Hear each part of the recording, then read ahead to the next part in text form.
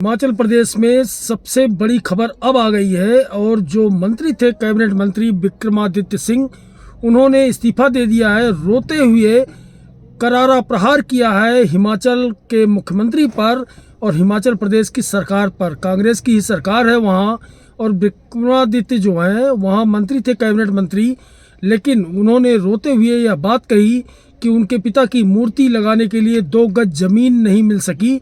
बहुत प्रयास किया विक्रमादित्य सिंह ने, लेकिन विक्रमादित्य सिंह को 2 गज जमीन नहीं मिली और जिस जमीन पर वो अपने पिता वीरभद्र सिंह की मूर्ति लगवाना चाहते थे तो इससे बेहद आहत थे। और चूँकि मामला गर्म है और गर्म लोहे पर हथौड़ा मार दिया है विक्रमादित्य सिंह ने। चूँकि अब कुर्सी खतरे में है सुखविंदर सिंह सुक्खू की, हिमाचल प्रदेश के जो कि मुख्यमंत्री है। कल राज्यसभा के चुनाव में जिस तरह से बहुमत के बावजूद कांग्रेस प्रत्याशी अभिषेक मनु संघवी को हार झेलनी पड़ी है।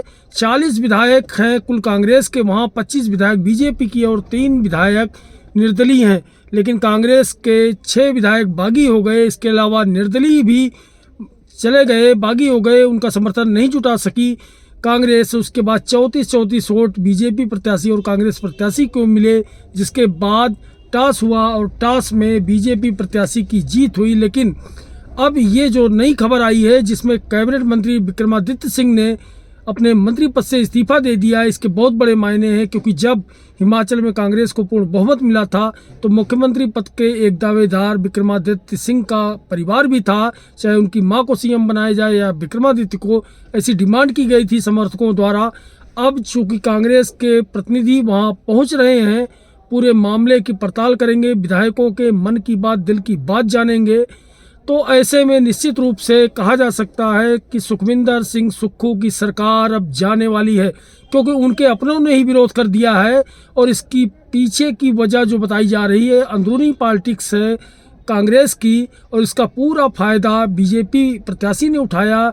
और बीजेपी प्रत्याशी जो है हिमाचल प्रदेश से कांग्रेस के बहुमत के बावजूद जीत गया और राज्यसभा सांसद बन गया बीजेपी प्रत्याशी, और कांग्रेस के दिग्गज नेता अभिषेक मनु संघवी हार गए।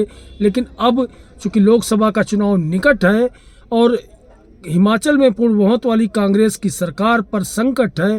पहले भी इसी तरह से आपको याद होगा, अगर पूर्व में कई स्टेट में कांग्रेस की सरकार गिर चुकी है और अब ऐसी चर्चाएं प्रबल हो गई हैं कि सुक्खू की सरकार जो हिमाचल की वो कितने दिन की मेहमान है। लेकिन एक बात तो तय है कि सुखविंदर सिंह सुक्खू को अब प्रतीत हो गया है कि वह सीएम पद पर नहीं रहेंगे, क्योंकि जिस तरह से उथल पुथल मची है, बहुमत के बावजूद कांग्रेस को जीत नहीं मिल सकी है, उससे तय माना जा रहा है कि अब कोई नया सीएम होगा हिमाचल में। और उसी को देखते हुए केंद्रीय जो कैबिनेट मंत्री है विक्रमादित्य, उन्होंने बड़ा दांव खेला है और उन्होंने रोते हुए अपने पद से इस्तीफा दे दिया है। आगे की हर अपडेट आपको हम देते रहेंगे। एक जल्दी से आपको बता देते हैं कि हिमाचल प्रदेश में कुल विधायकों की जो संख्या है 68, उसमें 40 कांग्रेस के, 25 बीजेपी के और 3 निर्दलीय।